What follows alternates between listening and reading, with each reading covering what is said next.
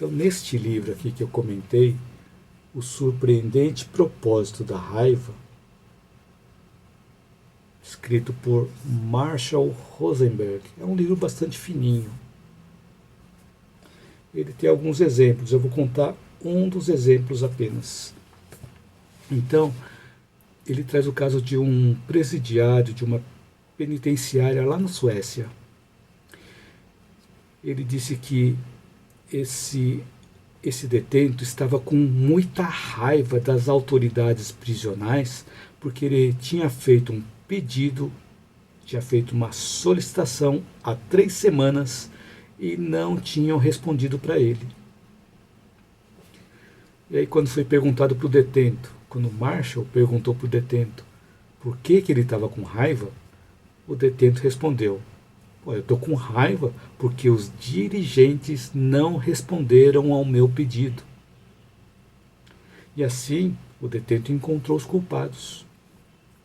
E geralmente nesses momentos em que nós encontramos os culpados, entra o nosso julgamento com relação às pessoas. Aí nós começamos a falar assim: eles estão sendo desrespeitosos conosco, estão sendo injustos, não estão nos tratando como seres humanos, ou estão sendo egoístas, estão sendo grosseiras.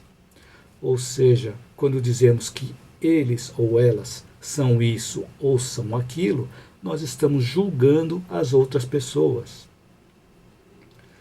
Então aí vimos que nesse exemplo do detento foi encontrado o culpado e também foi feito um julgamento do culpado com relação aos dirigentes do presídio.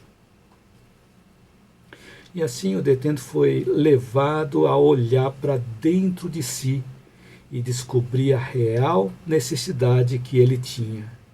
Então essa é uma das maiores dificuldades que nós temos, olharmos para dentro de nós e buscarmos as nossas reais necessidades. Porque nós não estamos acostumados a olhar para dentro de nós mesmos. Nós temos muita dificuldade para fazer isso. Então vou continuar com o exemplo para facilitar, para que nós possamos aplicar na prática também no nosso dia a dia. Então, voltando para esse caso do detento, após algumas reflexões, algumas conversas entre eles, o detento conseguiu enxergar as suas reais necessidades. Ele percebeu que ele precisava cuidar dele mesmo quando saísse da prisão. Ou seja, ele precisaria conseguir um emprego. E a solicitação que o detento tinha feito para os dirigentes do presídio foi de um treinamento para atender a necessidade dele. E se ele não conseguisse se manter do ponto de vista financeiro quando saísse da prisão, a tendência é que ele voltaria para a prisão. Então ele percebeu qual era a real necessidade dele, que ele precisava ser atendido para que ele fosse capacitado através de um treinamento, para que quando ele saísse, ele tivesse condições de encontrar um trabalho. E aí foi perguntado para o detento como que ele se sentia.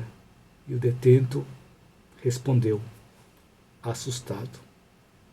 Então aquele sentimento de raiva, ele foi transformado em um medo, em essa situação, esse sentimento de assustado.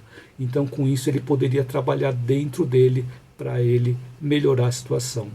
Então nessa situação a raiva não foi reprimida, nem foi negada e nem vista como algo ruim, e sim foi vista como um alarme para olharmos para dentro de nós mesmos. E analisando a raiva como um alarme, é possível entender a verdadeira raiz da raiva e transformá-la para algo útil. Mas depois de descobrirmos a verdadeira raiz e nós colocarmos em prática, quando nós formos verbalizar, nós devemos fazer isso com tranquilidade, com harmonia, sem exigências. Porque se nós colocarmos as nossas necessidades com exigências, nós vamos voltar àquele ponto inicial da raiva. Vamos querer que o nosso pedido seja atendido de qualquer forma. E aí vamos ficar com raiva de novo. Então é importante nós fazermos tudo isso com serenidade, com harmonia, sem exigências.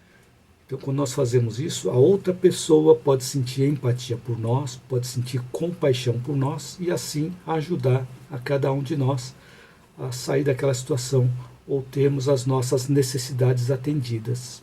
Então, uma outra forma de nós transformarmos a raiva em entendimento, transformar a raiva em compreensão da situação, é nós olharmos para dentro de nós e buscarmos a nossa real necessidade. Então essa é uma das formas de nós transformarmos a raiva em entendimento. Uma outra forma é nós buscarmos entender qual é a necessidade que levou a outra pessoa a agir ou a se comportar de determinada maneira. Ou seja, procurar entender a necessidade da outra pessoa. E quando nós fazemos isso, nós vamos conquistando a empatia. Então, quando nós compreendemos as nossas carências ou as carências das outras pessoas, não ficamos com raiva. A tendência é nós sentirmos empatia ou nós sentirmos compaixão. Então, a causa da raiva não é aquilo que a outra pessoa fez, e sim como nós interpretamos aquilo que a pessoa fez. É a forma como nós vemos, a partir do nosso ponto de vista, que faz com que nós tenhamos raiva ou não. Então a raiva surge quando nós não buscamos por outros pontos de vista. E quando conseguimos entender esses outros pontos de vista, a raiva desaparece. E assim nós deixamos de sofrer.